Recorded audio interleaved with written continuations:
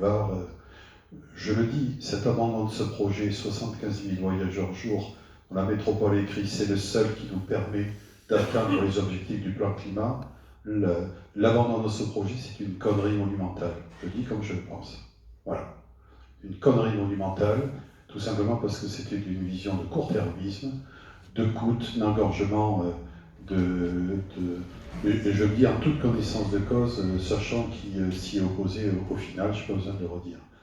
Donc je pense qu'il y a un achèvement du plan de tram, mais il faut préparer le coup d'après. Et le coup d'après ne sera pas sur l'encombrement des voiries de surface, mais sera en dessous. Encore une fois, si on y a une vision de long terme, parce que bon, on a beaucoup parlé de nos territoires, mais finalement il faut regarder la liaison rive droite et rive gauche, les grandes polarités administratives, et il y en a le long du boulevard, cité administrative, le lac, bien sûr les portes d'entrée rive droite.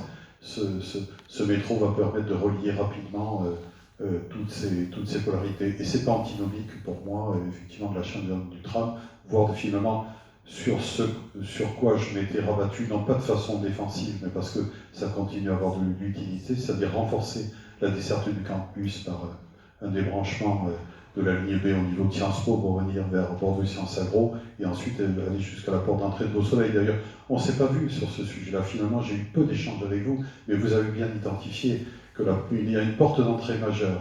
De la même manière que le cadre nord-ouest avait besoin d'être traité, il y a une porte d'entrée majeure à Gradignan, un vaste entonnoir qui va jusqu'à la Brède, Saint-Michel-de-Rieux-Fray, etc., vers Beau-Soleil.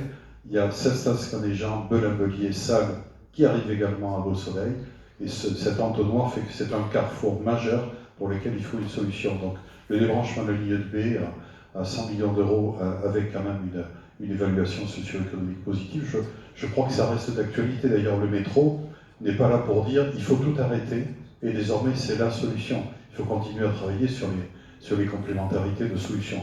Voilà pourquoi j'ai fait mûrir ma réflexion et voyant ce qui se passait aussi dans notre métropole, je reste convaincu effectivement que l'addition et la densité du transport collectif, c'est une mesure de sauvegarde pour avoir une ville apaisée et qui soit bien vivable, ce à quoi nous aspirons. De la même manière que si on continue à opposer, je ne vais pas tartiner sur les réponses que vous avez bien faites tous les deux, mais la métropole, certes, ne va pas s'occuper de tout. La résilience alimentaire, ça veut dire quoi? Ça veut dire, c'est pas de la décoration urbaine, l'agriculture. Il se trouve que je connais bien, pour différentes raisons, les questions agricoles.